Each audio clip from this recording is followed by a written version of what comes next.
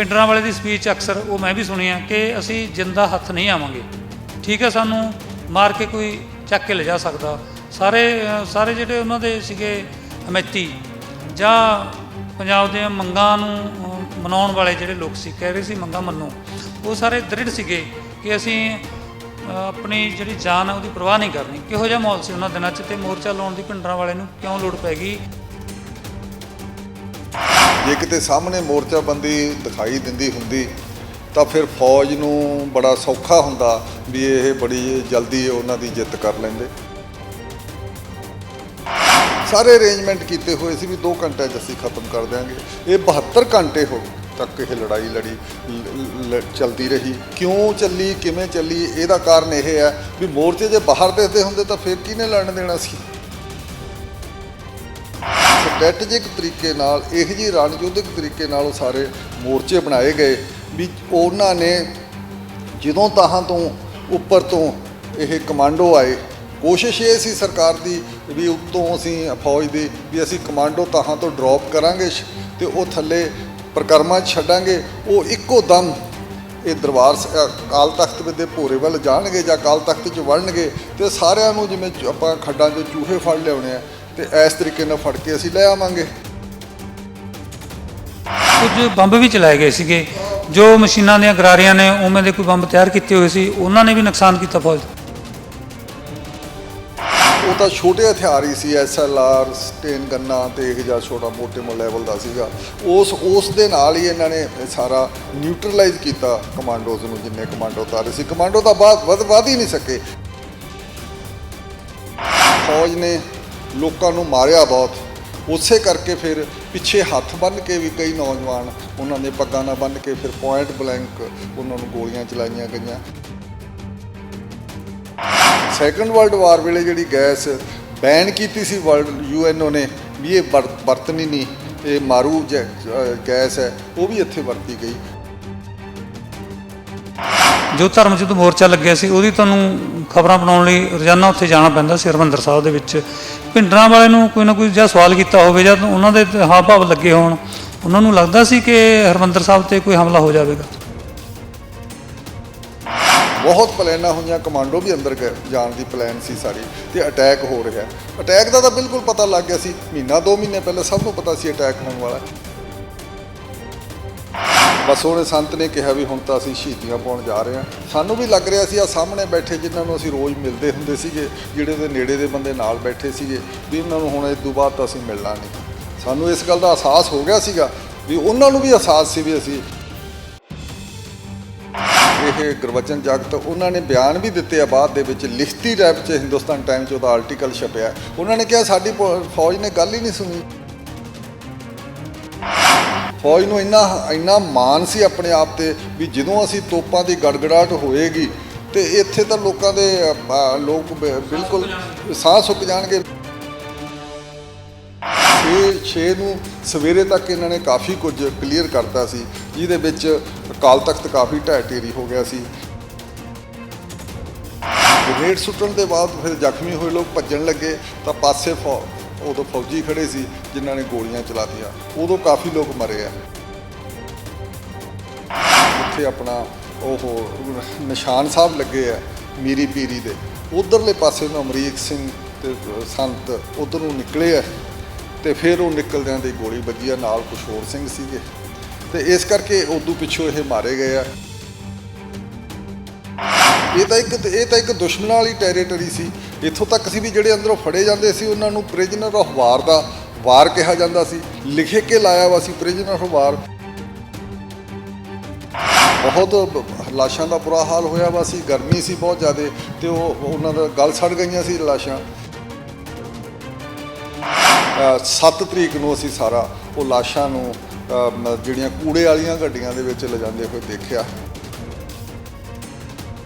ਤੇ ਬੱਚੇ, ਬੁੱਢੇ ਔਰ ਔਰਤਾਂ ਬਹੁਤ ਮਾਰੀਆਂ ਗਈਆਂ ਉੱਥੇ।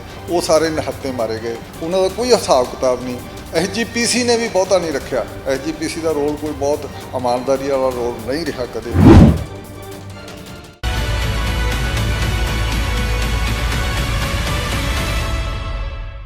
ਜੂਨ 84 ਦਾ ਜੋ ਭਾਣਾ ਵਾਪਰਿਆ ਉਸ ਭਾਣੇ ਵਾਪਰੇ ਨੂੰ 36 ਸਾਲ ਹੋ ਗਏ ਨੇ, ਪਰ ਹਜੇ ਤੱਕ ਇਹ ਪੱਖ ਨਹੀਂ ਉਜਾਗਰ ਹੋਏ ਕਿ ਉੱਥੇ ਸਿੱਖ ਕੌਮ ਦਾ ਕਿੰਨਾ ਨੁਕਸਾਨ ਹੋਇਆ, ਕਿੰਨੀ ਸੰਗਤ ਮੌਤ ਦੇ ਮੂੰਹ ਵਿੱਚ ਚਲੀ ਗਈ, ਜਾਂ ਫਿਰ ਭਾਰਤੀ ਫੌਜ ਦੇ ਕਿੰਨੇ ਜਵਾਨ ਉੱਥੇ ਮੌਤ ਦੇ ਮੂੰਹ 'ਚ ਗਏ। ਨਵੀਂ ਗੱਲ ਇਹ ਸੀ ਕਿ ਇਹ ਪਹਿਲਾ ਕਿਸਮ ਦਾ ਹਮਲਾ ਸੀ ਇੰਡੀਆ ਦੇ ਵਿੱਚ ਕਿਸੇ ਧਾਰਮਿਕ ਸਥਾਨ 'ਤੇ ਫੌਜ ਵੱਲੋਂ ਕੀਤਾ ਗਿਆ ਹੋਵੇ। ਅਕਸਰ ਫੌਜ ਹੁੰਦੀ ਹੈ ਸਰਹੱਦਾਂ ਦੀ ਰਾਖੀ ਲਈ, ਦੇਸ਼ ਨੂੰ ਬਚਾਉਣ ਲਈ, ਪਰ ਫੌਜ ਨੂੰ ਇੰਦਰਾ ਗਾਂਧੀ ਨੇ ਇਸ ਤਰ੍ਹਾਂ ਵਰਤਿਆ ਅਤੇ ਉਹਦਾ ਨੁਕਸਾਨ ਫਿਰ ਇੰਦਰਾ ਗਾਂਧੀ ਨੂੰ ਵੀ ਉਠਾਉਣਾ ਪਿਆ। ਪੂਰੀ ਪਰਿਵਾਰ 'ਤੇ ਵੀ ਹੁਣ ਸਵਾਲ ਉੱਠ ਰਹੇ ਨੇ, ਗਾਂਧੀ ਪਰਿਵਾਰ 'ਤੇ। ਸਾਰੀ ਗੱਲ ਕਰਾਂਗੇ ਜਸਪਾਲ ਸਿੱਧੂ ਨਾਲ। ਸਿੱਧੂ ਸਾਹਿਬ, 84 ਦਾ ਜਿਹੜਾ ਭਾਣਾ ਵਾਪਰਿਆ, ਮੋਰਚਾਬੰਦੀ ਕਰਨ ਦੀ ਭਿੰਡਰਾਂ ਵਾਲਿਆਂ ਨੂੰ ਕਿਉਂ ਲੋੜ ਪੈ ਗਈ? ਉਹਨਾਂ ਨੂੰ ਲੱਗਦਾ ਸੀ ਕਿ ਸਾਡੇ 'ਤੇ ਅਟੈਕ ਹੋ ਸਕਦਾ, ਕਿ ਤਿਆਰੀ ਕਰ ਲਓ। ਉਹ ਕਹਿ ਰਹੇ ਸੀ, ਭਿੰਡਰਾਂ ਵਾਲੇ ਦੀ ਸਪੀਚ ਅਕਸਰ ਉਹ ਮੈਂ ਵੀ ਸੁਣੀ ਆ, ਕਿ ਅਸੀਂ ਜਿੰਦਾ ਹੱਥ ਨਹੀਂ ਆਵਾਂਗੇ, ਠੀਕ ਹੈ, ਸਾਨੂੰ ਮਾਰ ਕੇ ਕੋਈ ਚੱਕ ਕੇ ਲਿਜਾ ਸਕਦਾ। ਸਾਰੇ ਜਿਹੜੇ ਉਹਨਾਂ ਦੇ ਸੀਗੇ ਹਮੈਤੀ ਜਾਂ ਪੰਜਾਬ ਦੀਆਂ ਮੰਗਾਂ ਨੂੰ ਮਨਾਉਣ ਵਾਲੇ ਜਿਹੜੇ ਲੋਕ ਸੀ, ਕਹਿ ਰਹੇ ਸੀ ਮੰਗਾਂ ਮੰਨੋ, ਉਹ ਸਾਰੇ ਦ੍ਰਿੜ ਸੀਗੇ ਕਿ ਅਸੀਂ ਆਪਣੀ ਜਿਹੜੀ ਜਾਨ ਹੈ ਉਹਦੀ ਪਰਵਾਹ ਨਹੀਂ ਕਰਨੀ। ਕਿਹੋ ਜਿਹਾ ਮਾਹੌਲ ਸੀ ਉਹਨਾਂ ਦਿਨਾਂ 'ਚ, ਅਤੇ ਮੋਰਚਾ ਲਾਉਣ ਦੀ ਭਿੰਡਰਾਂ ਵਾਲੇ ਨੂੰ ਕਿਉਂ ਲੋੜ ਪੈ ਗਈ, ਖਾਸ ਕਰਕੇ ਮੋਰਚਾਬੰਦੀ ਕਰਨ ਦੀ? ਦੇਖੋ, ਮੋਰਚਾਬੰਦੀ ਜਿਹੜੀ ਸ਼ਬਦ ਹੈ ਨਾ, ਉਹਨੂੰ ਇਸ ਤਰੀਕੇ ਨਾਲ ਅਸਾਂ ਨਾ ਲਈਏ, ਕਿਉਂਕਿ ਅੰਦਰੋਂ ਕੋਈ ਮੋਰਚਾਬੰਦੀ ਤੁਹਾਨੂੰ ਦਿਖਾਈ ਨਹੀਂ ਸੀ ਦਿੰਦੀ ਹੁੰਦੀ। ਜੇ ਕਿਤੇ ਸਾਹਮਣੇ ਮੋਰਚਾਬੰਦੀ ਦਿਖਾਈ ਦਿੰਦੀ ਹੁੰਦੀ ਤਾਂ ਫਿਰ ਫੌਜ ਨੂੰ ਬੜਾ ਸੌਖਾ ਹੁੰਦਾ ਵੀ ਇਹ ਬੜੀ ਜਲਦੀ ਉਹਨਾਂ ਦੀ ਜਿੱਤ ਕਰ ਲੈਂਦੇ, ਕਿਉਂਕਿ ਫੌਜ ਨੇ ਪਲਾਨ ਕੀਤਾ ਸੀ ਵੀ ਅਸੀਂ 2 ਘੰਟਿਆਂ ਦੇ ਵਿੱਚ ਅਸੀਂ ਸਾਰਾ ਕੁਝ ਸਾਫ਼ ਕਰ ਦਿਆਂਗੇ। ਦੂਰਦਰਸ਼ਨ ਤੇ ਜਲੰਧਰੋਂ ਟੀਮ ਵੀ ਗਈ ਹੋਈ ਸੀ ਵੀ ਉਦੋਂ ਪਿੱਛੋਂ ਸਾਰੀ ਮਰਿਆਦਾ ਨੂੰ ਅਸੀਂ ਉਸੇ ਤਰੀਕੇ ਨਾਲ ਬਹਾਲ ਕਰ ਦਿਆਂਗੇ। ਸਫਾਈ ਲਈ ਉਸ ਵੇਲੇ ਤੇ ਕਾਰਪੋਰੇਸ਼ਨ, ਅੰਮ੍ਰਿਤਸਰ ਕਾਰਪੋਰੇਸ਼ਨ ਦੇ ਸਫਾਈ ਸੇਵਕ ਵੀ ਰੱਖੇ ਹੋਏ ਸੀ ਵੀ ਤੁਸੀਂ ਸਫਾਈ ਕਰਨੀ ਹੈ, ਇਦੋਂ ਪਿੱਛੋਂ ਸਾਰੇ ਅਰੇਂਜਮੈਂਟ ਕੀਤੇ ਹੋਏ ਸੀ ਵੀ 2 ਘੰਟਿਆਂ 'ਚ ਅਸੀਂ ਖਤਮ ਕਰ ਦਿਆਂਗੇ। ਇਹ 72 ਘੰਟੇ ਹੋ ਗਏ ਤੱਕ ਇਹ ਲੜਾਈ ਚੱਲਦੀ ਰਹੀ। ਕਿਉਂ ਚੱਲੀ, ਕਿਵੇਂ ਚੱਲੀ, ਇਹਦਾ ਕਾਰਨ ਇਹ ਹੈ ਵੀ ਮੋਰਚੇ ਜੇ ਬਾਹਰ ਦੇਖਦੇ ਹੁੰਦੇ ਤਾਂ ਫਿਰ ਕਿਹਨੇ ਲੜਨ ਦੇਣਾ ਸੀ। ਇਹ ਤਾਂ ਜਨਰਲ ਸ਼ਬੇਗ ਸਿੰਘ ਨੇ, ਜਿਹੜਾ ਗੁਰੀਲਾ ਯੁੱਧ ਦਾ ਮਾਹਰ ਸੀਗਾ ਬੰਗਲਾਦੇਸ਼ ਦਾ, ਉਹਨਾਂ ਨੇ ਕਿਸ ਤਰੀਕੇ ਨਾਲ ਅੰਦਰੋਂ ਅੰਦਰ ਹੀ ਮੋਰਚੇ ਬਣਾਏ ਸੀ, ਜਿਹੜੇ ਬਾਹਰ ਤਾਂ ਦਿਖਾਈ ਨਹੀਂ ਸੀ ਦਿੰਦੇ। ਬਾਹਰਲੇ ਜਿਹੜੇ ਦਿਖਾਈ ਦਿੰਦੇ ਸੀ ਮੋਰਚੇ, ਉਹ ਫੈਡਰੇਸ਼ਨ ਦੇ ਕੁਝ ਬੰਦੇ ਬੈਠੇ ਸੀਗੇ ਤਾਹਾਂ ਛੱਤਾਂ 'ਤੇ, ਕੁਝ ਬੱਬਰ ਬੈਠੇ ਸੀਗੇ, ਬੱਬਰਾਂ ਦਾ ਆਪਣਾ ਐਸਟੈਬਲਿਸ਼ਮੈਂਟ ਵੱਖਰੀ ਸੀ। ਉਹ ਤਾਂ ਫਿਰ ਉਹਨਾਂ ਨੇ ਕੁਛ ਹੀ ਤੋਪਾਂ ਨਾਲ ਪਹਿਲੇ ਹੱਲਿਆਂ 'ਚ ਹੀ ਉਡਾ ਦਿੱਤੇ ਗਏ ਸੀਗੇ, ਸਾਰੇ ਉੱਤੋਂ ਛੱਡ ਕੇ ਆ ਗਏ ਸੀ। ਸਾਰੇ ਟੈਂਕੀ 'ਤੇ ਬੈਠੇ ਸੀਗੇ, ਗੁਰੂ ਰਾਮਦਾਸ ਰਾਂ ਦੇ ਉੱਤੇ ਤਾਹਾਂ ਬੈਠੇ ਸੀ, ਮੋਰਚਾ ਜੇ ਬਣਾਈ। ਉਹ ਜਿਹੜੇ ਸਾਹਮਣੇ ਓਪਨ ਮੋਰਚੇ ਸੀ ਉਹ ਸਾਰੇ ਚੱਲੇ ਹੀ ਨਹੀਂ। ਲੜਾਈ ਲੜਨ ਵੇਲੇ ਤਾਂ ਲੜਾਈ ਮੋਟੇ ਲੈਵਲ ਉੱਤੇ, ਜਿਹਦੇ ਕਿ ਗੁਰਬਚਨ ਜਗਤ ਜਿਹੜਾ CID ਦਾ IG ਸੀ ਉਹਨਾਂ ਦਿਨਾਂ ਦੇ ਵਿੱਚ ਪੰਜਾਬ ਦਾ, ਉਸਨੇ ਆਪਦਾ ਲੇਖ ਵੀ ਲਿਖਿਆ ਬਾਅਦ ਦੇ ਵਿੱਚ, ਅਤੇ ਉਹਨੇ ਕਿਹਾ ਵੀ ਹੈ ਵੀ 100 ਤੋਂ 125 ਬੰਦਾ ਸੀ ਜਿਹੜਾ ਸੰਤ ਦੇ ਜਥੇ ਦਾ ਬੰਦਾ ਸੀਗਾ, ਜਿਹੜਾ ਕਿ ਅਸਲ ਲੜਨ ਵਾਲਾ ਸੀ। ਇਹ ਉਹਨਾਂ ਕੋਲ ਉਹਨੇ ਇੱਥੋਂ ਤੱਕ ਹੈ ਵੀ ਸਾਡੇ ਕੋਲ ਤਾਂ ਸਾਰੀ ਲਿਸਟ ਹੈ ਉਹਨਾਂ ਬੰਦਿਆਂ ਦੇ ਨਾਵਾਂ ਤੱਕ, ਘਰਾਂ ਤੱਕ ਸਾਨੂੰ ਪਤਾ ਹੈ ਵੀ ਕਿਹੜੇ ਬੰਦੇ ਲੜੇ ਆ ਅੰਦਰੋਂ, ਅਤੇ ਉਹ 100 ਬੰਦਾ ਲੜਿਆ। ਉਦੋਂ ਬਾਅਦ ਅੰਦਰੋਂ ਅਕਾਲ ਤਖਤ ਦੇ ਵਿੱਚੋਂ ਲੜਿਆ ਨਹੀਂ ਸੀ ਜਾ ਸਕਦਾ, ਪਰ ਸਟ੍ਰੈਟਜਿਕ ਤਰੀਕੇ ਨਾਲ, ਇਹੋ ਜਿਹੀ ਰਣਯੁੱਧਕ ਤਰੀਕੇ ਨਾਲ ਉਹ ਸਾਰੇ ਮੋਰਚੇ ਬਣਾਏ ਗਏ ਵੀ ਉਹਨਾਂ ਨੇ ਜਦੋਂ ਤਾਹਾਂ ਤੋਂ ਉੱਪਰ ਤੋਂ ਇਹ ਕਮਾਂਡੋ ਆਏ। ਕੋਸ਼ਿਸ਼ ਇਹ ਸੀ ਸਰਕਾਰ ਦੀ ਵੀ ਉੱਤੋਂ ਅਸੀਂ ਫੌਜ ਦੀ ਵੀ ਅਸੀਂ ਕਮਾਂਡੋ ਤਾਹਾਂ ਤੋਂ ਡਰੋਪ ਕਰਾਂਗੇ ਅਤੇ ਉਹ ਥੱਲੇ ਪ੍ਰਕਰਮਾਂ 'ਚ ਛੱਡਾਂਗੇ। ਉਹ ਇੱਕੋ ਦਮ ਇਹ ਦਰਬਾਰ ਅਕਾਲ ਤਖਤ ਦੇ ਭੋਰੇ ਵੱਲ ਜਾਣਗੇ ਜਾਂ ਅਕਾਲ ਤਖਤ 'ਚ ਵੜਨਗੇ, ਅਤੇ ਸਾਰਿਆਂ ਨੂੰ ਜਿਵੇਂ ਆਪਾਂ ਖੱਡਾਂ 'ਚੋਂ ਚੂਹੇ ਫੜ ਲਿਆਉਣੇ ਆ, ਅਤੇ ਇਸ ਤਰੀਕੇ ਨਾਲ ਫੜ ਕੇ ਅਸੀਂ ਲੈ ਆਵਾਂਗੇ। ਅਤੇ ਬਾਕੀ ਇਹ ਗੱਲ ਉਹਨਾਂ ਦੀ ਚੱਲੀ ਨਾ, ਕਿਉਂਕਿ ਕੋਈ ਵੀ ਉਹ ਅੱਗੇ ਮੂਵ ਹੀ ਨਹੀਂ ਹੋ ਸਕੇ। ਉਹਨਾਂ ਦੀਆਂ ਟੰਗਾਂ ਵਿੱਚ ਇਸ ਕਿਸਮ ਦੇ, ਉਹਨਾਂ ਦੇ ਥੱਲੇ ਸਾਰੇ ਅੰਦਰੋਂ ਫੈਰ ਆ ਰਿਹਾ ਸੀ ਪ੍ਰਕਰਮਾਂ ਦੇ ਨਾਲ, ਉਹ ਸਾਰੇ ਜ਼ਖਮੀ ਹੋ ਗਏ। ਕਹਿੰਦੇ ਅੰਦਰੋਂ ਕੁਝ ਬੰਬ ਵੀ ਚਲਾਏ ਗਏ ਸੀਗੇ, ਜੋ ਮਸ਼ੀਨਾਂ ਦੀਆਂ ਗਰਾਰੀਆਂ ਨੇ ਉਵੇਂ ਦੇ ਕੋਈ ਬੰਬ ਤਿਆਰ ਕੀਤੇ ਹੋਏ ਸੀ, ਉਹਨਾਂ ਨੇ ਵੀ ਨੁਕਸਾਨ ਕੀਤਾ ਫੌਜ ਦਾ। ਉਹ ਬਹੁਤਾ ਜ਼ਿਆਦਾ ਉਹਨਾਂ ਨੇ ਨੁਕਸਾਨ ਨਹੀਂ ਕੀਤਾ, ਬਹੁਤਾ ਤਾਂ ਸਟ੍ਰੈਟਜਿਕ ਤਰੀਕੇ ਦੀ ਜਿਹੜੀ ਲੜਾਈ ਹੈ ਉਹ ਤਾਂ ਛੋਟੇ ਹਥਿਆਰ ਹੀ ਸੀ, SLR, ਸਟੇਨ ਗੰਨਾਂ ਅਤੇ ਇਹ ਜਿਹਾ ਛੋਟਾ ਮੋਟੇ ਲੈਵਲ ਦਾ ਸੀਗਾ। ਉਸ ਦੇ ਨਾਲ ਹੀ ਇਹਨਾਂ ਨੇ ਸਾਰਾ ਨਿਊਟਰਲਾਈਜ਼ ਕੀਤਾ ਕਮਾਂਡੋਜ਼ ਨੂੰ, ਜਿੰਨੇ ਕਮਾਂਡੋ ਉਤਾਰੇ ਸੀ। ਕਮਾਂਡੋ ਤਾਂ ਵੱਧ ਹੀ ਨਹੀਂ ਸਕੇ। ਇੱਥੋਂ ਤੱਕ ਆ ਵੀ ਇਹ ਇੱਕ ਜਿਹੜੀ ਸਾਹ ਘੁੱਟਣ ਵਾਲੀ ਗੈਸ ਹੁੰਦੀ ਹੈ, ਉਹਦਾ ਸਪੈਸ਼ਲ ਨਾਂ ਵੀ ਹੈ, ਟੈਕਨੀਕਲ ਨਾਂ, ਉਹ ਗੈਸ ਵੀ ਛੱਡੀ ਗਈ ਵੀ ਅਕਾਲ ਤਖਤ ਦੇ ਵਿੱਚ। ਇਹ ਸਾਰਾ ਪਿੱਛੋਂ ਬਾਅਦ 'ਚ ਮੰਨਿਆ ਵੀ ਅਸੀਂ ਗੈਸ ਹੈ ਜਿਹੜੀ ਸੈਕੰਡ ਵਰਲਡ ਵਾਰ ਵੇਲੇ ਜਿਹੜੀ ਗੈਸ ਬੈਨ ਕੀਤੀ ਸੀ UNO ਨੇ ਵੀ ਇਹ ਵਰਤਣੀ ਨਹੀਂ, ਇਹ ਮਾਰੂ ਗੈਸ ਹੈ ਉਹ ਵੀ ਇੱਥੇ ਵਰਤੀ ਗਈ। ਪਰ ਇਹ ਸਾਰੀ ਦੇ ਗੱਲ ਦੇ ਬਾਵਜੂਦ ਲੜਾਈ 72 ਘੰਟੇ ਚੱਲਦੀ ਰਹੀ। ਇਸ ਕਰਕੇ ਇਹ ਕਹਿਣਾ ਵੀ ਮੋਰਚੇ ਬਣਾਏ ਸੀ, ਮੋਰਚੇ ਸਾਹਮਣੇ ਕੋਈ ਨਹੀਂ ਸੀ। ਉਹ ਮੋਰਚੇ ਹੁਣ ਉੱਥੇ ਹੀ ਅਕਾਲ ਤਖਤ ਦੇ ਆਲੇ ਦੁਆਲੇ ਜਿਹੜੇ ਡੀਪ ਕੋਈ ਕਿਤੇ ਕੋਈ ਨਾਲੇ ਸੀ, ਕੋਈ ਬੇਸਮੈਂਟ ਸੀ, ਕੋਈ ਉਹਨਾਂ ਨੂੰ ਇਸ ਤਰੀਕੇ ਨਾਲ ਵਰਤਿਆ ਗਿਆ। ਬਾਹਰੋਂ ਨਹੀਂ ਸੀ ਦਿਖਾਈ ਦਿੱਤਾ ਗਿਆ। ਉਦੋਂ ਜਿਹੜੇ ਗੁਰਬਚਨ ਜਗਤ ਸੀ ਉਹ ਵੀ ਨਹੀਂ ਫਿਰ ਅਸੈਸ ਕਰ ਸਕੇ, ਹਿਸਾਬ ਨਹੀਂ ਲਾ ਸਕੇ ਕਿ ਮੋਰਚਾਬੰਦੀ ਇੰਨੀ ਤਕੜੀ ਹੋਏਗੀ ਕਿ ਫੌਜ ਨੂੰ 72 ਘੰਟੇ ਲੱਗ ਜਾਣਗੇ ਸਾਰੇ ਕਾਸੇ ਦਾ ਮਤਲਬ ਹਾਸਲ ਕਰਨ ਲਈ। ਵੇਖੋ ਜਿਹੜੇ ਪੰਜਾਬ ਪੁਲਿਸ ਦੇ ਵੱਡੇ ਅਫਸਰ ਹੈ ਇਨਕਲੂਡਿੰਗ ਇਹ ਗੁਰਬਚਨ ਜਗਤ, ਉਹਨਾਂ ਨੇ ਬਿਆਨ ਵੀ ਦਿੱਤੇ ਆ ਬਾਅਦ ਦੇ ਵਿੱਚ ਲਿਖਤੀ ਰੈਪ 'ਚ ਹਿੰਦੁਸਤਾਨ ਟਾਈਮ 'ਚ ਉਹਦਾ ਆਰਟੀਕਲ ਛਪਿਆ। ਉਹਨਾਂ ਨੇ ਕਿਹਾ ਸਾਡੀ ਫੌਜ ਨੇ ਗੱਲ ਹੀ ਨਹੀਂ ਸੁਣੀ। ਫੌਜ ਨੂੰ ਇੰਨਾ ਮਾਣ ਸੀ ਆਪਣੇ ਆਪ 'ਤੇ ਵੀ ਜਦੋਂ ਅਸੀਂ ਤੋਪਾਂ ਦੀ ਗੜਗੜਾਹਟ ਹੋਏਗੀ ਤੇ ਇੱਥੇ ਤਾਂ ਲੋਕਾਂ ਦੇ ਲੋਕ ਬਿਲਕੁਲ ਸਾਹ ਸੁੱਕ ਜਾਣਗੇ, ਲੋਕ ਕੁਝ ਵੀ ਨਹੀਂ ਕਰ ਸਕਣਗੇ, ਹਥਿਆਰ ਸੁੱਟ ਕੇ ਬਾਹਰ ਆ ਜਾਣਗੇ ਤੇ ਅਸੀਂ 2 ਘੰਟੇ 'ਚ ਕਰ ਲਾਂਗੇ। ਉਹ ਇਹਨਾਂ ਨੂੰ ਪਤਾ ਨਹੀਂ ਸੀ। ਪਰ ਇੱਥੇ ਇਹ ਗੱਲ ਉਹਨਾਂ ਨੂੰ ਬਿਲਕੁਲ ਨਹੀਂ ਸੀ ਪਤਾ, ਨਾ ਸ਼ਾਇਦ ਫੌਜ ਨੂੰ ਕਿਸੇ ਨੇ ਦੱਸੀ। ਇੱਥੋਂ ਤੱਕ ਜਨਰਲ ਜਿਹੜਾ ਦਿਆਲ ਹੈ ਉਹ ਸਿੱਖ ਫੈਮਿਲੀ ਦਾ ਸੀਗਾ ਜਿਹੜਾ ਨਾਲ, ਤੇ ਕੁਲਦੀਪ ਸਿੰਘ ਜਿਹੜਾ ਬਰਾੜ ਸੀਗਾ ਉਹ ਵੀ ਚਲੋ ਸਿੱਖ ਫੈਮਿਲੀ 'ਚੋਂ ਸੀਗਾ, ਪਰ ਉਹ ਬੈਕਗਰਾਊਂਡ ਬੜੀ ਪੁਰਾਣੀ ਹੋ ਗਈ ਸੀ, ਵੱਡੀਆਂ ਫੈਮਲੀਆਂ ਸੀ, ਇਸ ਕਰਕੇ ਉਹਨਾਂ ਨੂੰ ਪਤਾ ਨਹੀਂ ਸੀ। ਸਿੱਖ ਪਰੰਪਰਾ ਦੇ ਮੁਤਾਬਕ ਇਹ ਹੁੰਦਾ ਵੀ ਜਦੋਂ ਵੀ ਕਿਤੇ ਜਾ ਕੇ ਕੋਈ ਦਰਬਾਰ ਸਾਹਿਬ ਉੱਤੇ ਹਮਲਾ ਹੋਇਆ, ਇਹ ਉਹਦਾ ਮੁਕਾਬਲਾ ਕੀਤਾ, ਭਾਵੇਂ 10 ਬੰਦਿਆਂ ਨੇ ਕੀਤਾ, ਭਾਵੇਂ 20 ਨੇ ਕੀਤਾ। ਤੇ ਇਹਦੇ ਵਿੱਚ ਖਾਸ ਇੱਕ ਗੱਲ ਜਿਹੜੀ ਦੱਸਣ ਵਾਲੀ ਹੈ ਉਹ ਇਹ ਹੈ ਬਈ 1900 ਜਿਹੜਾ ਇਹ ਖਾਸ ਕਰਕੇ ਜਿਹੜਾ 1674 ਦੇ ਨੇੜੇ ਤੇ 72 ਤੇ 74 ਤੇ 2 ਵਾਰੀ ਦਰਬਾਰ ਸਾਹਿਬ ਦਾ ਉਹਨੂੰ ਢਾਇਆ ਗਿਆ, ਤੋੜਿਆ ਗਿਆ ਅਹਿਮਦ ਸ਼ਾਹ ਅਬਦਾਲੀ ਨੇ। ਇੱਕ ਵਾਰ ਅਹਿਮਦ ਸ਼ਾਹ ਅਬਦਾਲੀ ਦੇ ਦਿਲੋਂ ਪੂਰਾ ਘਰਾਓ ਕੀਤਾ ਵਾ ਸੀ ਸਾਰਾ ਦਰਬਾਰ ਸਾਹਿਬ ਦੇ ਆਲੇ ਦੁਆਲੇ ਦਾ, ਤੇ ਉਹਨੇ ਫਿਰ ਕਿਹਾ ਅੰਦਰ ਬਾਬਾ ਗੁਰਬਖਸ਼ ਸਿੰਘ ਵਰਗਿਆਂ ਨੂੰ ਵੀ ਤੁਸੀਂ ਬਾਹਰ ਆ ਜਾਓ, 31 ਬੰਦੇ ਹੋ ਤੁਸੀਂ, ਤਾਂ ਤੁਸੀਂ ਇੱਥੇ ਤੁਸੀਂ ਮੁਕਾਬਲਾ ਕਿੱਥੇ ਕਰ ਸਕਦੇ ਹੋ, ਅਸੀਂ ਹੁਣ ਤੁਹਾਨੂੰ ਟਾਈਮ ਦਿੰਦੇ ਹਾਂ। ਤੇ ਅਨਾਊਂਸਮੈਂਟਾਂ ਬਾਹਰੋਂ ਹੋਈਆਂ ਸਾਰੀਆਂ, ਤੇ ਉਹ ਕਹਿੰਦੇ ਨਹੀਂ ਅਸੀਂ ਤਾਂ ਇੱਥੇ ਆਪਣੀਆਂ ਕੁਰਬਾਨੀਆਂ ਦੇਵਾਂਗੇ, ਸ਼ਹੀਦੀਆਂ ਦੇਵਾਂਗੇ, ਇਹ ਸਾਡੀ ਪਰੰਪਰਾ ਨਹੀਂ ਵੀ ਅਸੀਂ ਲੜਨ ਤੋਂ ਬਗੈਰ ਕਿਸੇ ਨੂੰ ਅੰਦਰ ਆਉਣ ਦਈਏ। ਤਾਂ ਬਾਬਾ ਗੁਰਬਖਸ਼ ਸਿੰਘ ਦੀ ਹਜੇ ਵੀ ਸਮਾਧ ਪਿਛਲੇ ਪਾਸੇ ਅਕਾਲ ਤਖਤ ਦੇ ਬਣੀ ਹੋਈ ਹੈ, ਤੇ ਸਿੱਖ ਧਰਮ ਦੀ ਇਹ ਪਰੰਪਰਾ ਰਹੀ ਹੈ। ਬਾਕੀ ਅਕਾਲ ਤਖਤ ਦੀ ਜਿਹੜੀ ਸਿਰਜਣਾ ਹੈ ਉਹ ਵੀ ਦਰਬਾਰ ਸਾਹਿਬ ਇੱਥੇ ਕਿਹਾ ਜਾਂਦਾ ਵੀ ਦਿੱਲੀ ਦਰਬਾਰ ਦੇ ਵਿਰੋਧ ਵਿੱਚ ਇੱਕ ਦਰਬਾਰ ਖੜਾ ਕੀਤਾ ਸੀਗਾ ਅਕਾਲ ਤਖਤ ਉੱਤੇ ਮੰਗਾਏ ਹਥਿਆਰ ਗਏ ਸੀ, ਤੇ ਘੋੜੇ 'ਤੇ ਹਥਿਆਰ ਕਿਹਾ ਸੀਗਾ ਵੀ ਘੋੜੇ 'ਤੇ ਹਥਿਆਰ ਲੈ ਕੇ ਆਓ ਛੇਵੇਂ ਪਾਤਸ਼ਾਹ ਨੇ। ਇਸ ਕਰਕੇ ਇਹ ਸਾਰੀ ਪਰੰਪਰਾ ਜਿਹੜੀ ਸੀ ਉਹ ਸਿੱਖਾਂ ਨੂੰ ਪਤਾ ਸੀ, ਨੌਨ ਸਿੱਖ ਜਾਂ ਬਾਹਰਲਿਆਂ ਨੂੰ ਨਹੀਂ ਸੀ ਪਤਾ, ਤੇ ਇਸੇ ਕਰਕੇ ਉਹਨਾਂ ਨੇ ਇਸ ਗੱਲ ਨੂੰ ਛੋਟਾ ਲਿਆ ਵੀ ਆਵਾਂਗੇ ਤੇ ਸਾਰਾ ਕੁਝ ਹੋਊ। ਉੱਥੋਂ ਤੱਕ ਹੈ ਵੀ ਘੰਟਾ ਘਰ ਵਾਲੇ ਪਾਸਿਓਂ ਪੌੜੀਆਂ ਉਤਰਨ ਵੇਲੇ ਉੱਥੇ ਵੀ ਖਾਸ ਟਾਰਗੇਟਡ ਤਰੀਕੇ ਨਾਲ ਗੋਲੀ ਹਿੱਟ ਕਰਦੀ ਸੀ, ਉਤਰਦੇ ਹੀ ਉੱਥੇ ਫੌਜੀਆਂ ਦੇ ਜਿਹੜੇ ਟੰਗਾਂ ਤੇ ਹੋਰ ਸਾਰੇ ਲੱਗੇ, ਉੱਥੇ ਜ਼ਖਮੀ ਹੁੰਦੇ ਰਹੇ, ਤੇ ਉਹ ਉੱਥੋਂ ਦੀ ਐਂਟਰ ਨਾ ਕੀਤਾ। ਜਦੋਂ ਸਾਰੀ ਐਂਟਰੀ ਨਾ ਹੋਈ ਤਾਂ ਫਿਰ ਇਹ 2000 ਉਸ ਦਿਨ ਜੂਨ 4 ਵੀ ਲੰਘ ਗਿਆ, 5 ਦਾ ਦਿਨ ਵੀ ਅੱਧਾ ਲੰਘ ਗਿਆ ਸੀ। ਫਿਰ ਇਹਨਾਂ ਨੇ ਤੇ ਕਿਹਾ ਵੀ ਇਹ ਤਾਂ ਅਸੀਂ ਐਂਟਰੀ ਨਹੀਂ ਕਰ ਸਕਦੇ, ਤੇ ਇਹ ਕਿਵੇਂ ਕੀਤਾ ਜਾਵੇ। 3 ਤੇ 4 ਦੀ ਰਾਤ ਨੂੰ ਹਮਲਾ ਹੋਇਆ ਸੀਗਾ ਤੇ ਫੌਜ ਨੇ ਕੀਤਾ ਸੀ। ਫਿਰ ਉਹਨਾਂ ਨੇ ਇੰਦਰਾ ਗਾਂਧੀ ਤੋਂ ਇਜਾਜ਼ਤ ਲਈ ਵੀ ਟੈਂਕ ਅਸੀਂ ਲੈ ਜਾਈਏ, ਬਖਤਰਬੰਦ ਗੱਡੀਆਂ ਅੰਦਰ ਲੈ ਜਾਈਏ, ਤਾਂ ਫਿਰ ਉਹ ਟੈਂਕ ਤੇ ਬਖਤਰਬੰਦ ਗੱਡੀਆਂ ਅੰਦਰ ਲਿਜਾਈਆਂ ਗਈਆਂ। ਉਹ ਜਿੱਥੇ ਪ੍ਰਕਰਮਾਂ ਵਿੱਚ ਕਾਫੀ ਅੰਦਰ ਤੱਕ ਗਏ ਟੈਂਕ, ਜਿਹੜੇ ਵੱਡੇ ਟੈਂਕ ਗਏ, ਤੇ ਜੋ ਉਹਦਾ ਅਸੀਂ ਸਾਰਾ ਟੁੱਟੇ ਹੋਏ, ਉਹਨਾਂ ਦੀ ਸਾਰੀ ਪ੍ਰਕਰਮਾਂ ਟੁੱਟੀ ਹੋਈ, ਅਸੀਂ ਸੰਗਮਰਮਰ ਟੁੱਟੇ ਸਾਰਾ ਦੇਖਿਆ। ਤੇ ਜਿੱਥੇ ਬਾਬਾ ਦੀਪ ਸਿੰਘ ਦੀ ਅੰਦਰਲੇ ਪਾਸੇ ਮੈਮੋਰੀਅਲ ਬਣਿਆ, ਉਹਦੀ ਦੀ ਸਮਾਧੀ ਜੀ ਬਣੀ ਹੋਈ ਹੈ, ਉੱਥੋਂ ਤੱਕ ਟੈਂਕ ਗਏ। ਉਹ ਟੈਂਕਾਂ ਨਾਲ ਫਿਰ ਅਕਾਲ ਤਖਤ ਨੂੰ ਉਡਾਇਆ। ਤੇ ਫਿਰ ਇਹ ਜਿਹੜੀ ਘਮਸਾਨ ਦੀ ਲੜਾਈ ਹੋਈ, ਇਹ 5 ਦੀ ਸ਼ਾਮ ਤੋਂ ਸ਼ੁਰੂ ਹੋਈ ਤੇ 6 ਦੀ ਸਾਰੀ ਰਾਤ ਤੱਕ ਸਵੇਰ ਇਹ ਸਾਰਾ ਕੁਝ ਕਰਦਾ ਰਿਹਾ।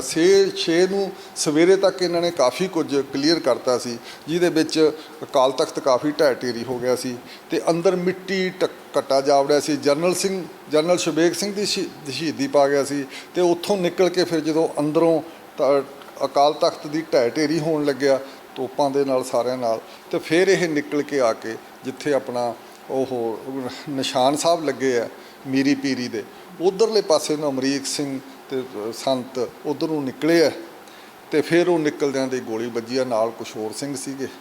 ਤੇ ਇਸ ਕਰਕੇ ਉਦੋਂ ਪਿੱਛੋਂ ਇਹ ਮਾਰੇ ਗਏ ਆ। ਇਹ ਅਸੀਂ ਕਹਿ ਸਕਦੇ ਵੀ 6 ਤਰੀਕ ਨੂੰ ਸਵੇਰੇ 9-10 ਵਜੇ ਤੱਕ ਸਾਰਾ ਹੋ ਗਿਆ ਸੀਗਾ। ਤੇ ਬਾਕੀ ਜਿਹੜੇ ਲੜਾਈ ਹੋਈ ਆ, ਲੜਾਈ ਅਕਾਲ ਤਖਤ ਤੇ ਹੋਈ ਆ।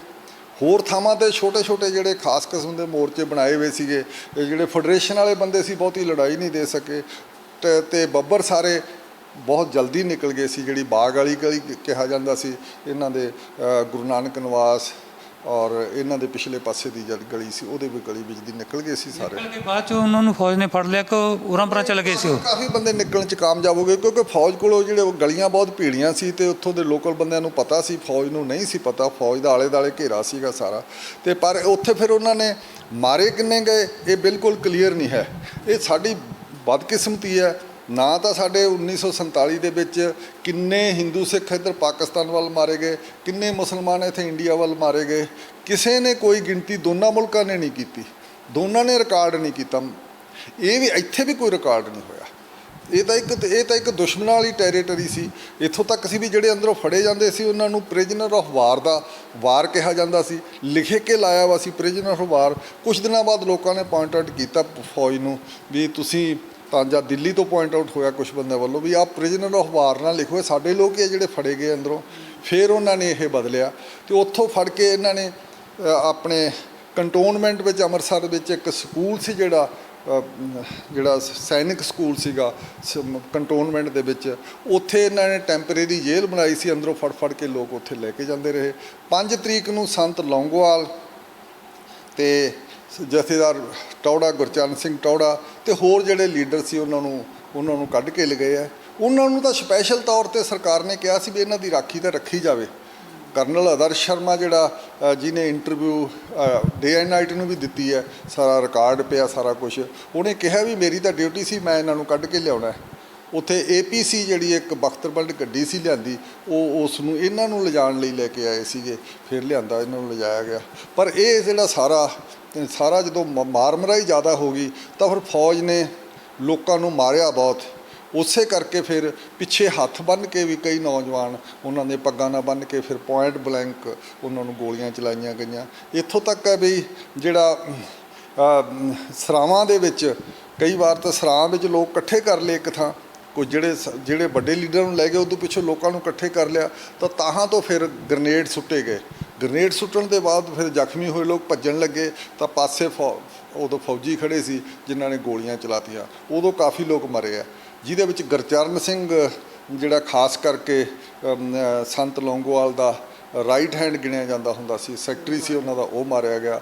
ਬੱਗਾ ਸਿੰਘ ਮਾਨਸਾ ਤੋਂ ਬੱਗਾ ਸਿੰਘ ਸੀਗਾ ਜਿਹੜਾ ਜਥੇਦਾਰ ਬੱਗਾ ਸਿੰਘ, ਉਹ ਵੀ ਸੰਤ ਦਾ ਖਾਸ ਬੰਦਾ ਹੁੰਦਾ ਸੀਗਾ ਮਾਨਸਾ ਤੋਂ, ਤੇ ਭਾਈ ਦੇਸੇ ਤੋਂ, ਤੇ ਉਹ ਵੀ ਉਹਨਾਂ ਦਿਨਾਂ 'ਚ ਮਾਰਿਆ ਗਿਆ। ਉਸੇ ਗੱਲ 'ਚ ਮਾਰਿਆ। ਹੋਰ ਵੀ ਕਈ ਲੋਕ ਮਾਰੇ ਗਏ, ਉਹਦੇ ਵਿੱਚੋਂ ਕੁਝ ਬਚੇ ਆ, ਉਹਨਾਂ ਨੇ ਆਪਣੀਆਂ ਸਾਰੇ ਸਟੇਟਮੈਂਟਾਂ ਰਿਕਾਰਡ ਕੀਤੀਆਂ ਤੇ ਮੈਂ ਉਹਨਾਂ ਕੋਲ ਉਸ ਮੌਕੇ ਹਥਿਆਰ ਵੀ ਨਹੀਂ ਸੀ, ਜਿਹੜੇ ਗੋਲੀਆਂ ਵੀ ਨਹੀਂ ਸਨ ਚਲਾਉਂਦੇ, ਨਿਹੱਥਿਆਂ ਤੇ ਵੀ ਇੱਦਾਂ ਪੁਲਿਸ ਨੇ ਮਤਲਬ ਗੋਲੀਆਂ ਚਲਾ ਕੇ ਮਾਰਿਆ ਉਹਨਾਂ ਨੂੰ।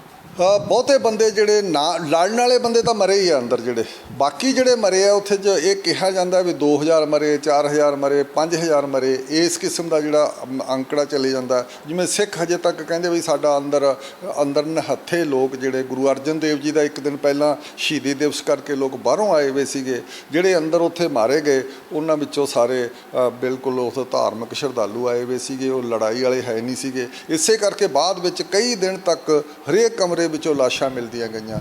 ਲਾਸ਼ਾਂ ਦਾ ਬੁਰਾ ਹਾਲ ਹੋਇਆ ਵਾ ਸੀ, ਗਰਮੀ ਸੀ ਬਹੁਤ ਜ਼ਿਆਦਾ ਤੇ ਉਹਨਾਂ ਦਾ ਗਲ ਸੜ ਗਈਆਂ ਸੀ ਲਾਸ਼ਾਂ। ਤੇ ਇਸੇ ਕਰਕੇ ਫਿਰ ਉਹਨਾਂ ਨੂੰ ਚੱਕਣ ਲਈ ਉਹ ਜਿਹੜੇ ਸਫਾਈ ਸੇਵਕ ਸੀ ਕਮੇਟੀ ਦੇ, ਉਹਨਾਂ ਨੂੰ ਡਿਊਟੀ ਲਾਈ। ਉਹਨਾਂ ਨੂੰ ਇਹ ਕਿਹਾ ਗਿਆ ਵੀ ਤੁਸੀਂ ਕਿਸੇ ਦੇ ਕੋਲੇ ਕੋਈ ਵੀ ਕੈਸ਼ ਜਾਂ ਸੋਨਾ ਕਿਸੇ ਦੇ ਹੈ ਉਹ ਤੁਹਾਡਾ ਹੋਏਗਾ, ਲੈ ਲਓ। ਉਹਨਾਂ ਨੂੰ ਸ਼ਰਾਬ ਵੀ ਦਿੱਤੀ ਗਈ। ਪੁਲਿਸ ਨੇ ਕਈ ਕਿਸਮ ਦੇ ਉਹਨਾਂ ਨੂੰ ਲਾਲਚ ਦੇ ਕੇ ਚੁਕਵਾਇਆ। ਪਰ ਅਸੀਂ ਵੀ ਉਹਨਾਂ ਦਿਨਾਂ ਦੇ ਵਿੱਚ 7 ਤਰੀਕ ਨੂੰ ਅਸੀਂ ਸਾਰਾ ਉਹ ਲਾਸ਼ਾਂ ਨੂੰ ਜਿਹੜੀਆਂ ਕੂੜੇ ਵਾਲੀਆਂ ਗੱਡੀਆਂ ਦੇ ਵਿੱਚ ਲਿਜਾਂਦੇ ਹੋਏ ਦੇਖਿਆ। ਤੇ ਬਾਕੀ ਇੱਕ ਗੱਲ ਬਹੁਤ ਜ਼ੋਰ ਸ਼ੋਰ ਨਾਲ ਹੈ, ਜਿਹਦੇ 'ਚ ਓਂਕਾਰ ਸਿੰਘ ਬ੍ਰਿਗੇਡੀਅਰ ਉਸਨੇ ਬਹੁਤ ਆਪਦੀ ਕਿਤਾਬ 'ਚ ਵੀ ਲਿਖਿਆ, ਜਿਹੜਾ ਉਦੋਂ ਕਰਨਲ ਦੇ ਲੈਵਲ 'ਤੇ ਅੰਦਰ ਲੜ ਰਿਹਾ ਸੀਗਾ, ਤੇ ਉਹਨੇ ਲਿਖਿਆ ਵੀ ਮੈਨੂੰ ਨਹੀਂ ਉਮੀਦ ਵੀ ਬਾਹਰ ਜਿਹੜੀ ਪਬਲਿਕ ਰਿਲੇਸ਼ਨ ਦੀ ਗੱਡੀ ਅਨਾਊਂਸਮੈਂਟ ਕਰ ਰਹੀ ਸੀ ਘੰਟਾ ਘਰ ਦੇ ਬਾਹਰ ਖੜੀ, ਉਹਦਾ ਅੰਦਰ ਸੁਣਾਈ ਵੀ ਦਿੱਤਾ ਹੋਵੇ, ਕਿਉਂਕਿ ਅੰਦਰ ਲਾਊਡ ਸਪੀਕਰ ਚੱਲਦਾ ਹੁੰਦਾ। ਪ੍ਰਕਰਮਾ ਬਹੁਤ ਦੂਰ ਸੀ। ਕਹਿੰਦੇ ਅਗਨਾ ਵੀ ਅਸੀਂ ਲੋਕਾਂ ਨੂੰ ਵਾਰਨਿੰਗ ਦਿੱਤੀ, ਵਾਰਨਿੰਗ ਦਿੱਤੀ ਬਾਹਰ ਆ ਜਾਓ, ਕਰਫਿਊ ਲੱਗ ਗਿਆ, ਅਟੈਕ ਹੋਣ ਵਾਲਾ ਹੈ, ਤਾਂ ਲੋਕ ਬਹੁਤ ਬਾਹਰ ਨਹੀਂ ਨਿਕਲ ਸਕੇ। ਇਸ ਕਰਕੇ ਬੱਚੇ, ਬੁੱਢੇ ਔਰ ਔਰਤਾਂ ਬਹੁਤ ਮਾਰੀਆਂ ਗਈਆਂ ਉੱਥੇ, ਉਹ ਸਾਰੇ ਨਿਹੱਥੇ ਮਾਰੇ ਗਏ। ਉਹਨਾਂ ਦਾ ਕੋਈ ਹਿਸਾਬ ਕਿਤਾਬ ਨਹੀਂ। SGPC ਨੇ ਵੀ ਬਹੁਤਾ ਨਹੀਂ ਰੱਖਿਆ। SGPC ਦਾ ਰੋਲ ਕੋਈ ਬਹੁਤ ਇਮਾਨਦਾਰੀ ਵਾਲਾ ਰੋਲ ਨਹੀਂ ਰਿਹਾ ਕਦੇ ਵੀ, ਤੇ ਇਸ ਕਰਕੇ ਉਹਨਾਂ ਨੇ ਵੀ ਨਹੀਂ ਇਹਦੀ ਰਿਕਾਰਡ ਕੀਤੇ ਤੇ ਬੰਦੇ ਬਹੁਤ ਮਾਰੇ ਗਏ। ਸਿੱਧੂ ਸਾਹਿਬ, ਤੁਸੀਂ ਉਹਨਾਂ ਦਿਨਾਂ ਦੌਰਾਨ ਸੰਤ ਭਿੰਡਰਾਂ ਵਾਲੇ ਨੂੰ ਮਿਲਦੇ ਸੀ, ਕਿਉਂਕਿ ਜੋ ਧਰਮ ਯੁੱਧ ਮੋਰਚਾ ਲੱਗਿਆ ਸੀ ਉਹਦੀ ਤੁਹਾਨੂੰ ਖਬਰਾਂ ਬਣਾਉਣ ਲਈ ਰੋਜ਼ਾਨਾ ਉੱਥੇ ਜਾਣਾ ਪੈਂਦਾ ਸੀ ਹਰਿਮੰਦਰ ਸਾਹਿਬ ਦੇ ਵਿੱਚ। ਭਿੰਡਰਾਂ ਵਾਲੇ ਨੂੰ ਕੋਈ ਨਾ ਕੋਈ ਜਾਂ ਸਵਾਲ ਕੀਤਾ ਹੋਵੇ ਜਾਂ ਉਹਨਾਂ ਦੇ ਹਾਵ ਭਾਵ ਲੱਗੇ ਹੋਣ, ਉਹਨਾਂ ਨੂੰ ਲੱਗਦਾ ਸੀ ਕਿ ਹਰਿਮੰਦਰ ਸਾਹਿਬ 'ਤੇ ਕੋਈ ਹਮਲਾ ਹੋ ਜਾਵੇਗਾ? ਇਹ ਸਭ ਨੂੰ ਪਤਾ ਸੀ।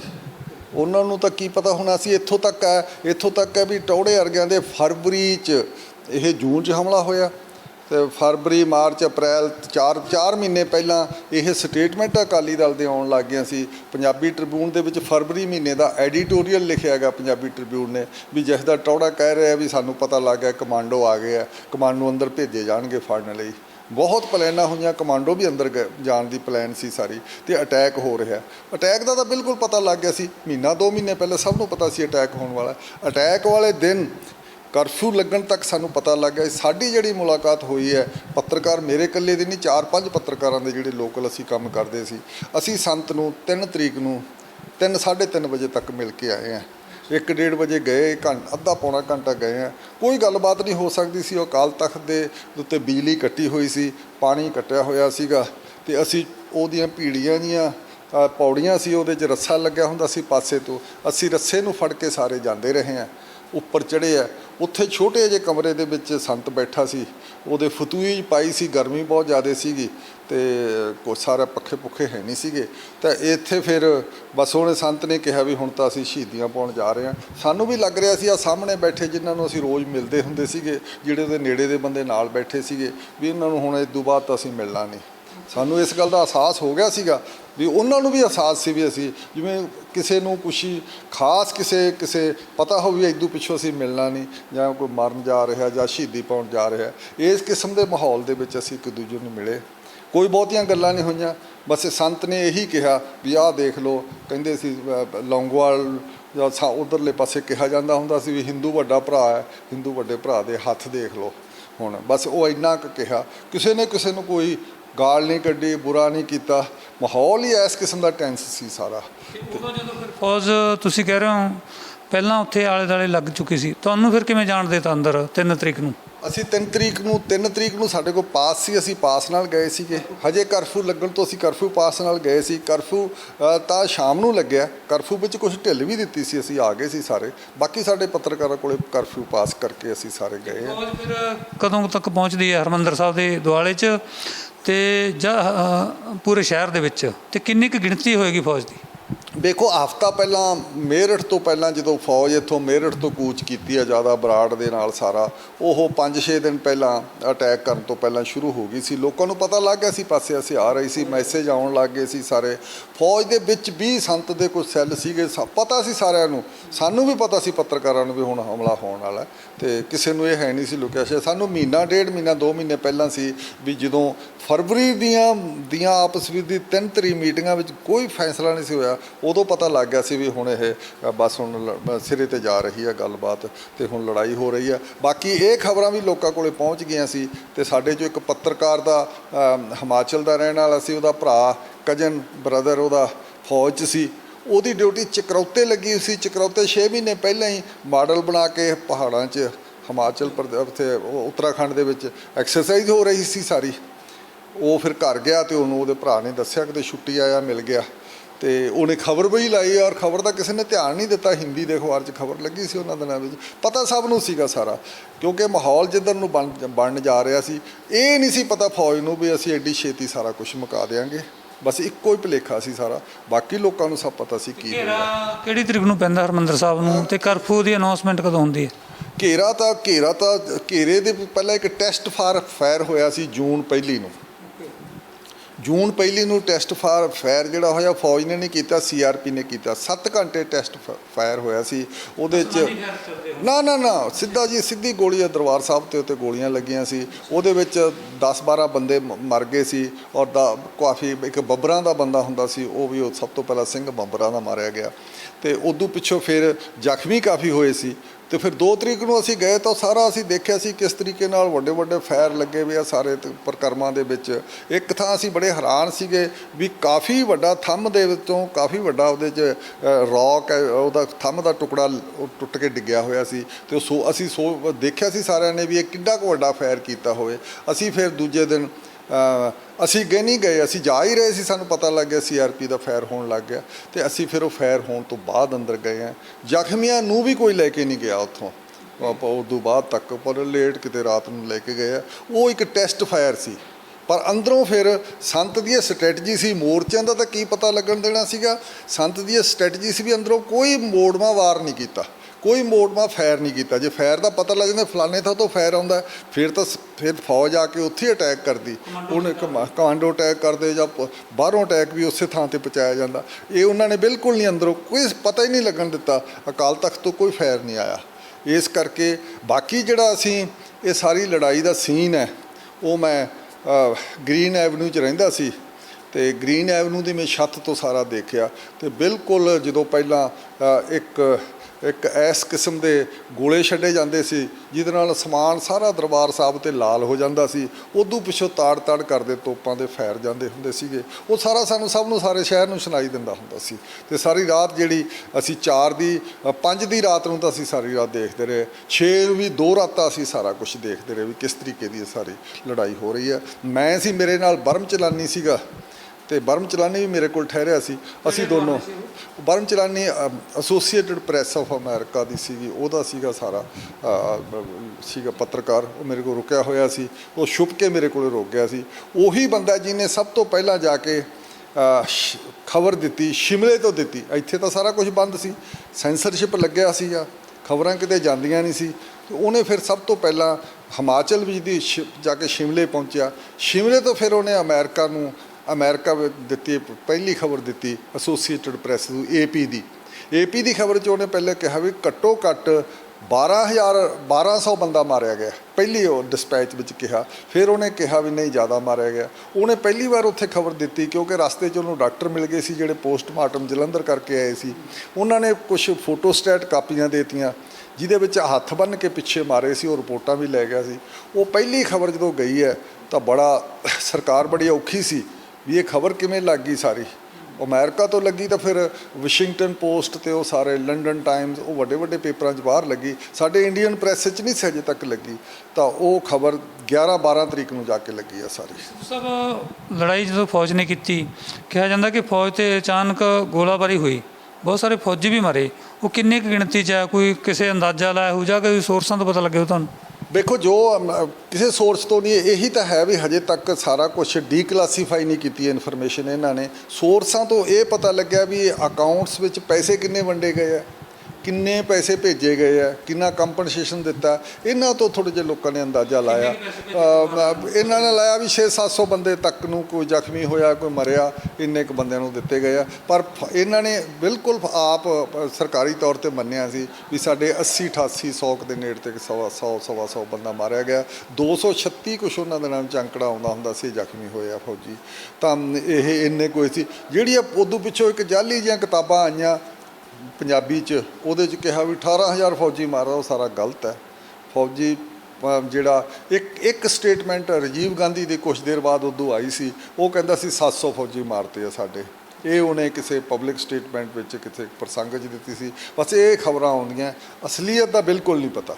700 ਮਾਰਿਆ ਜਾਣਾ ਵੀ ਆਪਣੇ ਆਪ 'ਚ ਬਹੁਤ ਹੈ। ਜਿਹੜਾ ਕਹਿ ਰਹੇ ਹੋ ਕਿ ਪਰਿਵਾਰਾਂ ਨੂੰ ਪੈਨਸ਼ਨਾਂ ਵੀ ਲੱਗੀਆਂ ਹੋਣੀਆਂ ਜਾਂ ਫਿਰ ਪੈਸੇ ਦਿੱਤੇ ਹੋਣੇ ਜਿਹੜੇ ਉੱਥੇ ਫੌਜੀ ਮਰੇ, ਉਹ ਵੀ 700-800 ਦਾ ਅੰਕੜਾ ਹੋਏਗਾ ਹੀ।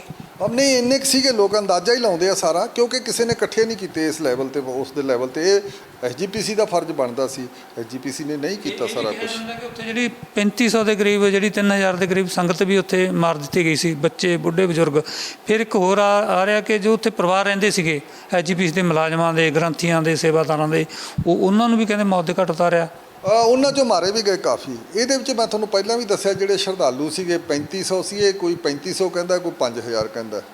ਸਿੱਖਾਂ ਵਿੱਚ ਇਹ ਸੀ ਵੀ 5000 ਬੰਦਾ ਮਾਰਿਆ ਗਿਆ, ਕਿਉਂਕਿ ਸਾਰਾ ਫੁੱਲ ਸੀਗਾ। ਦਰਬਾਰ ਸਾਹਿਬ ਦਾ ਬਹੁਤ ਵੱਡਾ ਕੰਪਲੈਕਸ ਹੈ, ਸਾਰੇ ਕਮਰਿਆਂ 'ਚ ਸੀਗੇ ਸਾਰੇ, ਉਹ ਇਸ ਕਰਕੇ ਕੁਝ ਕਹਿ ਨਹੀਂ ਸਕਦੇ ਕਿੰਨੇ ਹੋਏ। ਕਿਸੇ ਨੇ ਪੂਰਾ ਉਸ ਨੂੰ ਅਥੈਂਟੀਕੇਟ ਕਰਨ ਦੀ ਕੋਸ਼ਿਸ਼ ਕੀਤੀ ਨਹੀਂ। ਇਹ ਸਾਡੀ ਬਦਕਿਸਮਤੀ ਹੈ, SGPC ਦੀ ਬਦਕਿਸਮਤੀ ਹੈ, ਸਿੱਖਾਂ ਦੀ ਬਦਕਿਸਮਤੀ ਹੈ, ਜਿਹੜਾ ਇਹਨਾਂ ਨੇ ਸਾਰਾ ਕੁਝ ਕਿਸੇ ਆਰਗੇਨਾਈਜੇਸ਼ਨ ਨੇ ਕੀਤਾ। ਜਿਹੜੇ ਸਰੋਵਰ ਦੇ ਆਲੇ ਦੁਆਲੇ ਕਮਰੇ ਸੀ, ਉੱਥੇ ਕੁਝ ਸ਼ਾਇਦ ਸੰਗਤ ਸੀ ਜਾਂ ਕੁਝ ਖਾੜਕੂਆਂ ਦੇ ਬੰਦੇ ਸੀ, ਉਹਨਾਂ 'ਚੋਂ ਵੀ ਉਹਨਾਂ ਦਾ ਨੁਕਸਾਨ ਵੱਡੀ ਪੱਧਰ 'ਤੇ ਹੋਇਆ ਹੋਣਾ।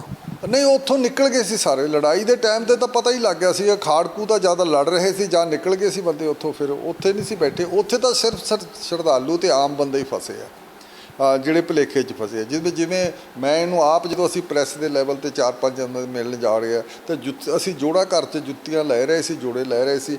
ਉਦੋਂ ਸਾਨੂੰ ਕੁਝ ਲੇਡੀਜ਼ ਮਿਲੀਆਂ ਵੀ ਅਸੀਂ ਬਾਹਰ ਜਾਣਾ, ਕਿਵੇਂ ਜਾਈਏ। ਉਹਨਾਂ ਨਾਲ ਛੋਟੇ ਛੋਟੇ ਬੱਚੇ ਸੀ। ਸਾਨੂੰ ਪਤਾ ਨਹੀਂ, ਸਾਨੂੰ ਉਮੀਦ ਸੀ ਵੀ ਅਸੀਂ ਕਿਹਾ ਵੀ ਹੁਣੇ ਕਰਫਿਊ ਖੁੱਲ੍ਹ ਜੂ, ਜਾ ਵੜੋ। 3-3:30 ਵਜੇ ਦੀ ਗੱਲ ਹੈ, ਕਰਫਿਊ ਬਾਅਦ 'ਚ ਲੱਗ ਗਿਆ ਸੀ, ਕਿਸੇ ਨੂੰ ਖੁੱਲ੍ਹਿਆ ਨਹੀਂ। ਜੇ ਖੁੱਲ੍ਹ ਗਿਆ ਸੀ, ਉਹਦੀ ਅਨਾਊਂਸਮੈਂਟ ਤਾਂ ਇਸ ਕਿਸਮ ਦੀ ਹੋਈ ਵੀ ਲੋਕਾਂ ਤੱਕ ਅੰਦਰ ਪਹੁੰਚੀ ਨਹੀਂ ਸੀ। ਇਹਨੂੰ ਹੁਣ ਆਪਾਂ ਕਹੀਏ ਕਿ ਜਿਹੜਾ ਇਹ ਹਮਲਾ ਇੱਕ ਸਿਆਸੀ ਹਮਲਾ ਕਹੀਏ, ਜਾਂ ਇਹ ਕਹੀਏ ਕਿ ਕੁਝ ਜਿਹੜੇ ਹਥਿਆਰ ਛੁਪਾ ਕੇ ਬੰਦੇ ਬੈਠੇ ਸੀ, ਉਹਨਾਂ ਨੂੰ ਖਤਮ ਕਰਨ ਦੀ ਯੋਜਨਾ ਸੀ, ਕੀ ਸੀ ਸਾਰਾ ਪਲਾਨ? ਵੈਸੇ ਜਿਹੜਾ ਸਾਰੀ ਪਲਾਨ ਮੇਰੇ ਮੁਤਾਬਕ ਇਹ ਸਿਆਸੀ ਪਲਾਨ ਸੀ, ਕਿਉਂਕਿ 81 ਦੇ ਵਿੱਚ ਹੀ ਇੰਦਰਾ ਗਾਂਧੀ ਜਦੋਂ ਦੁਬਾਰਾ ਪਾਵਰ 'ਚ ਆਈ, 75 'ਚੋਂ ਲੈ ਗਈ ਸੀ, 77 ਵਾਲੇ ਵਿੱਚ ਜਨਤਾ ਦਲ ਦੀ ਗੌਰਮੈਂਟ ਆ ਗਈ ਸੀ, 80 ਤੱਕ ਜਨਤਾ ਦਲ ਦੀ ਗੌਰਮੈਂਟ ਟੁੱਟ ਗਈ ਸੀ। 81 'ਚ ਇੰਦਰਾ ਗਾਂਧੀ 80 ਦੇ ਲਾਸਟ ਈਅਰ 'ਚ ਦੁਬਾਰਾ ਪਾਵਰ 'ਚ ਆ ਗਈ ਸੀ। ਉਦੋਂ ਪਿੱਛੋਂ ਉਹਨੇ ਆਪਦਾ ਸਾਰਾ ਸਟਾਈਲ ਬਦਲ ਗਿਆ ਸੀ। ਉਦੋਂ ਪਿੱਛੋਂ RSS ਨਾਲ ਉਹਦਾ ਸਮਝੌਤਾ, ਬਾਲਾ ਜੀ ਦੇਵਰਸ ਨਾਲ ਸਮਝੌਤਾ ਹੋ ਗਿਆ ਸੀ ਤੇ ਉਦੋਂ ਪਿੱਛੋਂ ਉਹ ਸਮਝੌਤੇ ਥੱਲੇ ਜਿਹੜੀਆਂ ਕਾਰਪੋਰੇਸ਼ਨ ਦੀਆਂ ਚੋਣਾਂ ਸੀ, ਕਾਂਗਰਸ ਜਿੱਤ ਗਈ ਸੀ ਦਿੱਲੀ ਦੇ ਵਿੱਚ। ਜੰਮੂ ਦੀਆਂ ਚੋਣਾਂ ਵੀ ਬਹੁਤ ਵੱਡੇ ਲੈਵਲ ਉੱਤੇ RSS BJP ਜਾਂ ਹਿੰਦੂ ਜਿਹੜੇ ਲੋਕ ਸੀ, ਉਹਨਾਂ ਦੀ ਮਦਦ ਨਾਲ ਜਿੱਤ ਲਈ ਸੀ। ਇਹਦਾ ਸਾਰਾ ਰੁੱਖ ਬਦਲ ਗਿਆ ਸੀ।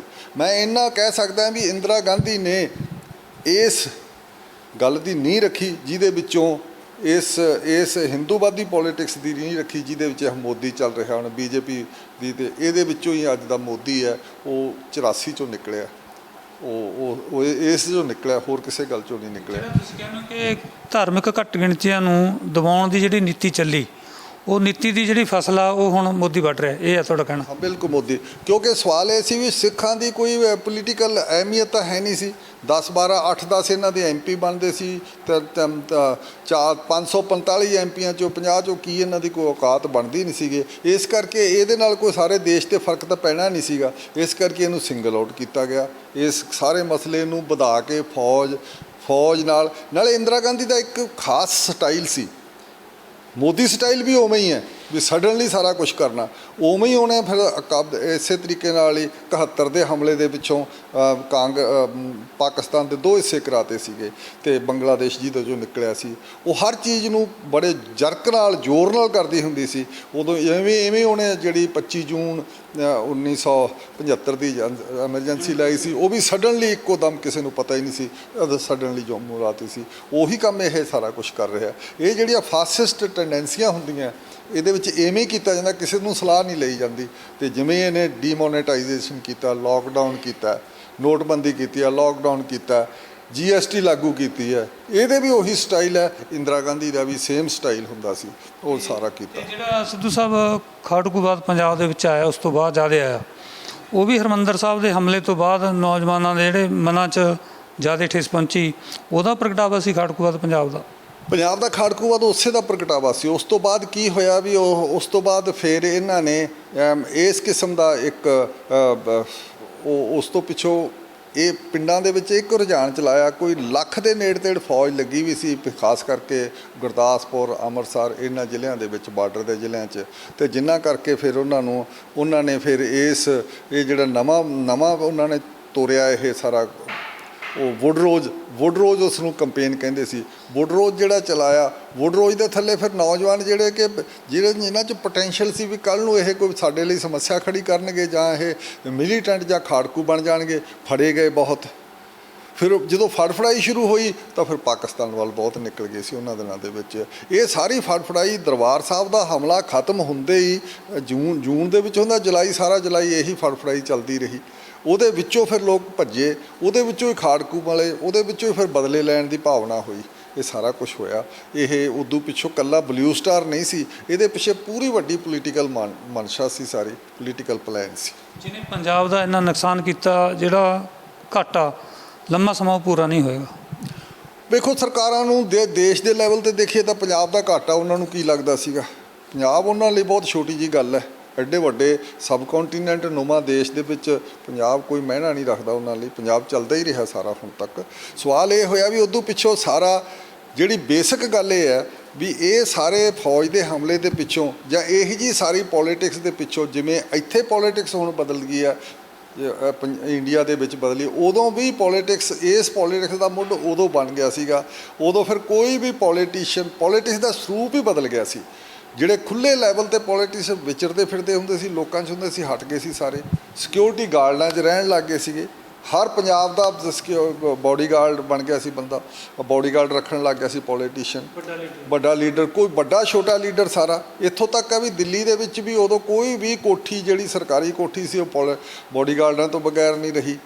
ਪਹਿਲਾਂ ਇਹ ਨਹੀਂ ਸੀ ਹੁੰਦਾ 84 ਤੋਂ ਪਹਿਲਾਂ, ਕਿਉਂਕਿ ਫਿਰ ਅਟੈਕ ਹੋਣ ਲੱਗ ਗਏ, ਗੁੱਸੇ 'ਚ ਮੁੰਡਿਆਂ ਨੇ ਅਟੈਕ ਵੀ ਕੀਤੇ ਕਈਆਂ ਨੇ, ਤੇ ਉਹ ਸਾਰੇ ਦੇ ਵਿੱਚੋਂ ਫਿਰ ਸਾਰਾ ਸਰੂਪ ਹੀ ਬਦਲ ਗਿਆ ਪੋਲੀਟਿਕਸ ਦਾ। ਇੱਥੋਂ ਤੱਕ ਹੈ ਵੀ ਅਕਾਲੀ ਦਲ ਵੀ ਕਹਿੰਦੇ ਫਿਰ ਬਾਅਦ 'ਚ ਪਛਤਾਈ, ਹਰਿਮੰਦਰ ਸਾਹਿਬ ਤੇ ਹਮਲਾ ਕਰਨ ਤੋਂ ਬਾਅਦ ਕਾਫੀ ਪਛਤਾਈ। ਉਹ ਤੁਹਾਡੇ ਕੋਲ ਕੀ ਖਬਰਾਂ ਨੇ?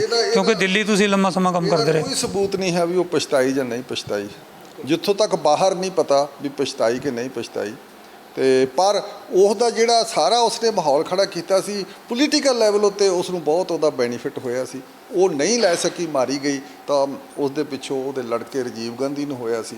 ਜਿੰਨੀਆਂ 434 534 ਲੋਕ ਸਭਾ ਦੀ ਚੋਣਾਂ ਦੇ ਵਿੱਚੋਂ 404 ਜਿੱਤ ਲੈਣੀਆਂ, ਜਿਹੜੀਆਂ ਨਹਿਰੂ ਨੇ ਨਹੀਂ ਸੀ ਜਿੱਤੀਆਂ, ਉਹਦੇ ਨਾਨੇ ਨੇ ਨਹੀਂ ਸੀ ਜਿੱਤੀਆਂ, ਕਦੇ ਕਿਸੇ ਨੇ ਨਹੀਂ ਸੀ ਜਿੱਤੀਆਂ, ਉਹ ਇੰਨੀਆਂ ਰਾਜੀਵ ਗਾਂਧੀ ਨੇ ਜਿੱਤੀਆਂ। ਇਹ ਇੰਦਰਾ ਗਾਂਧੀ ਦੀ ਪੋਲੀਟਿਕਸ ਦਾ ਹੀ ਸੀ, ਉਹਦੀ ਹਮਦਰਦੀ ਦਾ ਸੀ, ਜਿਹੜਾ ਹਿੰਦੂ ਕਾਰਡ ਪਲੇ ਕੀਤਾ ਸੀ ਉਹਦਾ ਸੀ। ਇਹ ਸਾਰੇ ਕੁਛ ਦੇ, ਇਹ ਸਾਰੀ ਉਸੇ ਪੋਲੀਟਿਕਸ ਦਾ, ਦਰਬਾਰ ਸਾਹਿਬ ਤੇ ਹਮਲੇ ਦੀ ਪੋਲੀਟਿਕਸ ਦਾ ਹੀ ਰਿਜ਼ਲਟ ਸੀ ਵੀ ਕਾਂਗਰਸ ਬਹੁਤ ਸਟਰੋਂਗ ਹੋ ਕੇ ਨਿਕਲੀ ਸੀ। ਇਹ ਠੀਕ ਹੈ ਕਾਂਗਰਸ ਰਹਿ ਨਹੀਂ ਸਕੀ। ਇਸ ਕਿਸਮ ਦੀ ਜਿਹੜੀ ਸਟਰੋਂਗ ਬਣ ਕੇ ਨਿਕਲਣਾ ਹੁੰਦਾ, ਉਹਦੇ ਪੈਰ ਨਹੀਂ ਹੁੰਦੇ ਜਿਵੇਂ ਅੱਜ ਮੋਦੀ ਨਾਲ ਹੋ ਰਿਹਾ ਹੈਗਾ, ਤੇ ਇਸ ਕਿਸਮ ਦਾ ਹੋਇਆ ਸਾਰਾ ਕੁਝ। ਠੀਕ ਹੈ, ਬਹੁਤ ਬਹੁਤ ਧੰਨਵਾਦ। ਸੋ ਇਹ ਸਨ ਸੀਨੀਅਰ ਪੱਤਰਕਾਰ ਜਸਪਾਲ ਸਿੰਘ ਸਿੱਧੂ, ਜਿਨ੍ਹਾਂ ਨੇ ਸਾਕਾ ਨੀਲਾ ਤਾਰਾ ਦੇ ਹਰ ਗੰਭੀਰ ਮਸਲੇ ਤੇ, ਹਰ ਗੰਭੀਰ ਪੱਖ ਤੇ ਗੱਲ ਕੀਤੀ। ਇਹਨਾਂ ਦਾ ਕਹਿਣਾ ਕਿ ਉਹ ਇੱਕ ਸਿਆਸੀ ਲੜਾਈ ਸੀ। ਸਿਆਸੀ ਲੜਾਈ ਇਸ ਤਰ੍ਹਾਂ ਦੀ ਸੀ ਕਿ ਉਹ ਜੋ ਲੜਾਈ ਆ ਉਹਦੇ ਵਿੱਚੋਂ ਇੱਕ ਸਿਆਸੀ ਲਾਹਾ ਲੈਣ ਦਾ ਇੱਕ ਮਕਸਦ ਸੀਗਾ। ਉਹ ਲਾਹਾ ਹੁਣ ਤੱਕ ਨਰਿੰਦਰ ਮੋਦੀ ਵੀ ਲੈ ਰਹੇ ਨੇ, ਇਹਨਾਂ ਦਾ ਕਹਿਣਾ ਹੈ, ਕਿਉਂਕਿ ਉਹਨਾਂ ਦਿਨਾਂ ਦੌਰਾਨ ਧਾਰਮਿਕ ਘੱਟ ਗਿਣਤੀਆਂ 'ਤੇ ਹਮਲੇ ਦਾ ਮਾਹੌਲ ਬਣਾਇਆ ਗਿਆ, ਘੱਟ ਗਿਣਤੀਆਂ ਨੂੰ ਬਦਨਾਮ ਕਰਨ ਦੀ ਕੋਸ਼ਿਸ਼ ਕੀਤੀ ਗਈ। ਹਰਿਮੰਦਰ ਸਾਹਿਬ 'ਤੇ ਹੋਏ ਹਮਲੇ ਤੋਂ ਪਹਿਲਾਂ ਹੀ ਸਿੱਖਾਂ ਨੂੰ ਦੇਸ਼ ਦਾ ਦੁਸ਼ਮਣ ਦੇ ਤੌਰ 'ਤੇ ਪੇਸ਼ ਕਰ ਦਿੱਤਾ ਗਿਆ, ਜਿਹਦੇ ਵਿੱਚ ਮੀਡੀਆ ਦਾ ਵੀ ਵੱਡਾ ਰੋਲ ਸੀ। ਭਾਗ ਦੂਜੇ 'ਚ ਕਾਫੀ ਗੰਭੀਰ ਗੱਲਾਂ ਹੋਈਆਂ। ਵਕਤ ਆਉਣ ਵਾਲੇ ਸਮੇਂ 'ਚ ਜਸਪਾਲ ਸਿੱਧੂ ਨਾਲ ਫਿਰ ਗੱਲ ਕਰਾਂਗੇ। ਇਹਨਾਂ ਨੇ ਆਪਣੀ ਕਿਤਾਬ ਦੇ ਵਿੱਚ ਹੋਰ ਵੀ ਕਈ ਪੱਖ ਉਜਾਗਰ ਕੀਤੇ ਨੇ। ਫਿਲਹਾਲ ਸਾਨੂੰ ਦਿਓ ਇਜਾਜ਼ਤ। ਕੈਮਰਾਮੈਨ ਕੁਲਜਿੰਦਰ ਸੂਦ ਦੇ ਨਾਲ ਦਰਸ਼ਨ ਸਿੰਘ ਖੋਖਰ, ਚੰਡੀਗੜ੍ਹ।